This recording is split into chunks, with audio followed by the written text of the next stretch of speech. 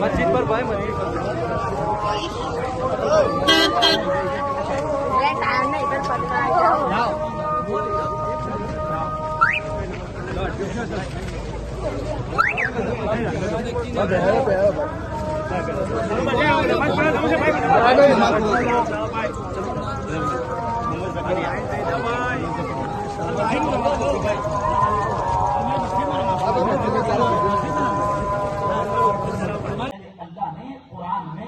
پڑھنے کا حکم دیا. پہلی آیت قرآن کی کیا ہے؟ اقرا بسم ربک الذی خلق. پڑھ اس رب کے نام سے جس نے تجھ کو پیدا کیا. یعنی قرآن کی پہلی آیت پڑھنے کی ہے. قرآن میں پہلا حکم پڑھنے کا ہے. کیوں بھائی؟ اللہ نے پڑھنے کا حکم گودرا کو کیوں دیا؟ نماز تو بڑی عبادت ہے، روزہ تو بڑی عبادت ہے، حج تو بڑا عمل ہے، زکات بڑی عبادت ہے، لیکن اللہ نے پڑھنے کا حکم پہلے کیوں دیا؟ تو علماء نے بڑی پیاری بات لکھی ہے مفتی صاحب. علماء نے کہا کہ اللہ نے پڑھنے کا حکم پہلے اس لیے دیا کہ وہ رب بھی جانتا ہے کہ میرا بندہ جب تک پڑھے گا نہیں تو مجھے بھی نہیں پہچانے گا.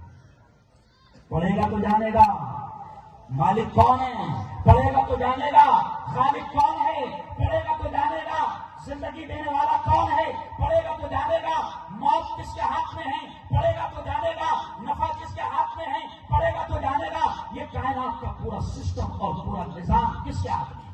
دیکھو ذرا زور سے کہہ دینا ایمان بھی تازہ ہو جائے گا.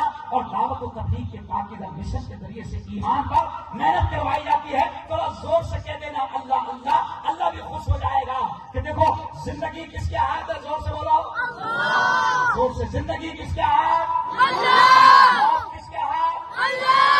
نفع کس کے ہاتھ؟ اللہ.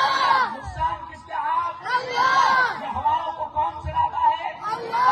یہ بادلوں کو کون لاتا ہے؟ اللہ. بادلوں کو کون برساتا ہے؟ اللہ.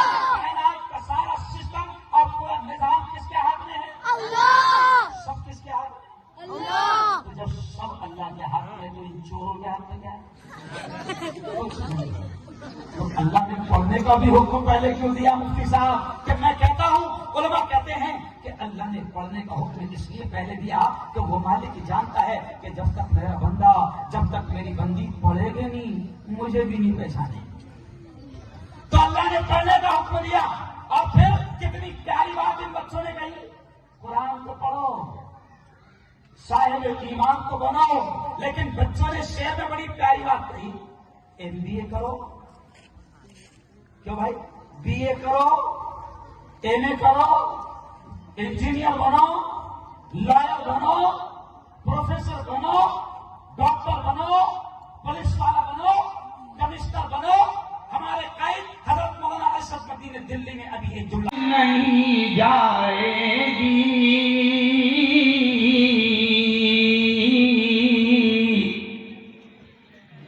در و دیوار سے ٹکرا کے پلٹ آئے گی.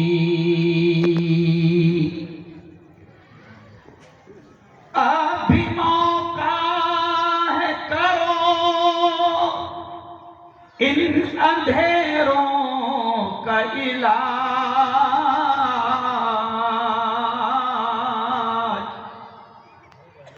ورنہ یہ نسل اجالوں کو ترس جائے گی. ورنہ یہ نسل اجالوں کو ترس جائے گی. زندگی مانگو کسی سے، نہ محبت مانگو،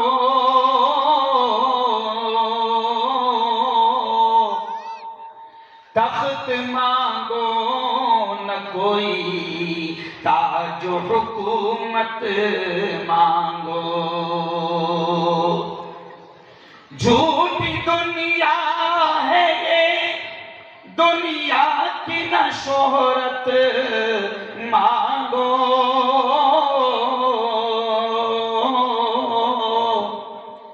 صرف اللہ سے تم علم کی دولت مانگو،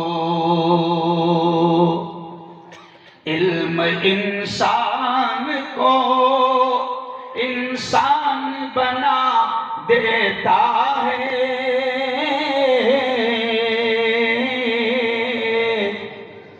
علم بے مایا کو سلطان بنا دیتا ہے۔ صدق اللہ العظیم۔